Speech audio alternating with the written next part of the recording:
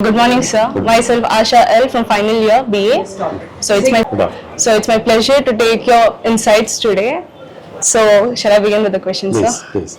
So being a staunch believer of Gandhian ideologies, so what do you think the ideas that the students can take from Gandhi ideologies? Gandhi placed before us two wonderful ideas.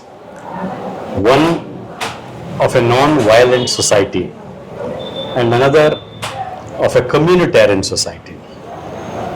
When he spoke of a non-violent society, he wanted the poorest and the weakest also to have a voice in the governance of this country, and they should also have a dignified life.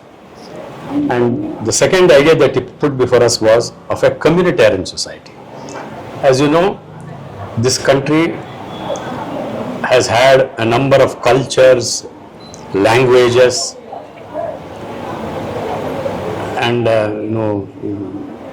regional differences, etc., etc. And this has been there for the last thousands of years. And all our people have been living harmoniously as one nation.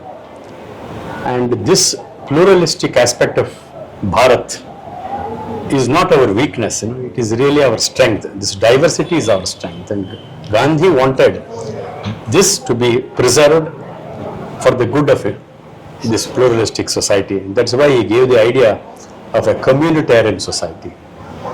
So the idea of a non-violent society and a communitarian society sums up, in what I call as the Gandhian ideology.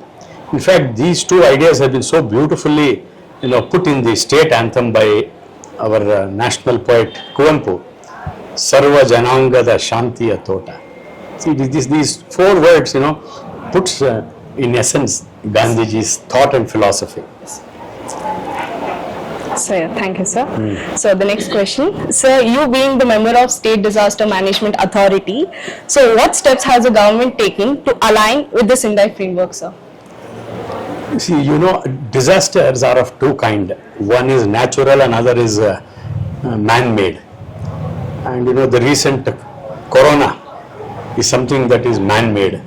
And natural disasters, as like cyclones, and then earthquakes, etc., happen.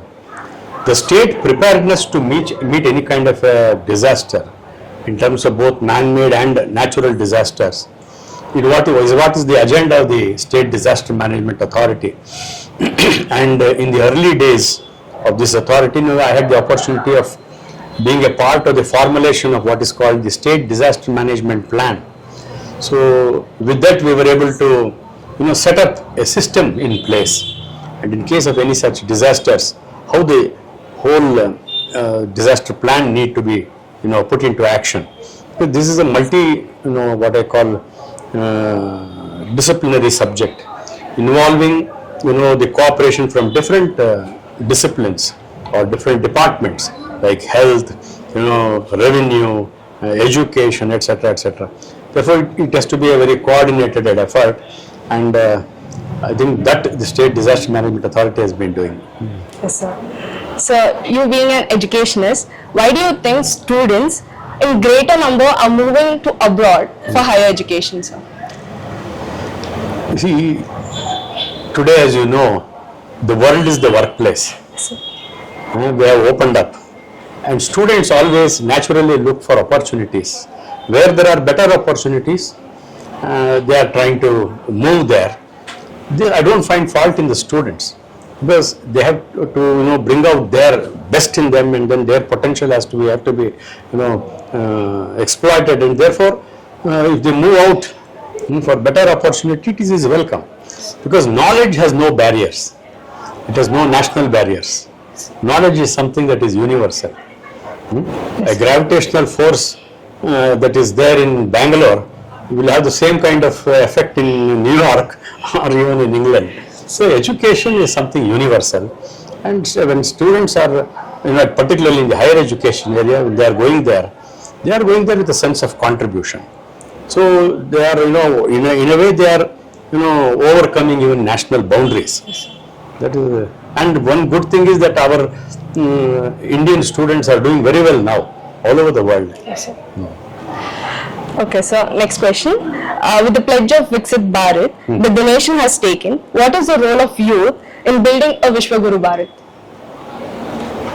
Role of youth. See, today we are overpowered with technology. Yes, sir.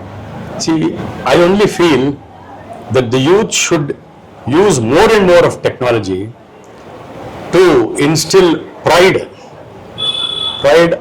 about our Bharat, about our culture, about our tradition, and therefore I move on.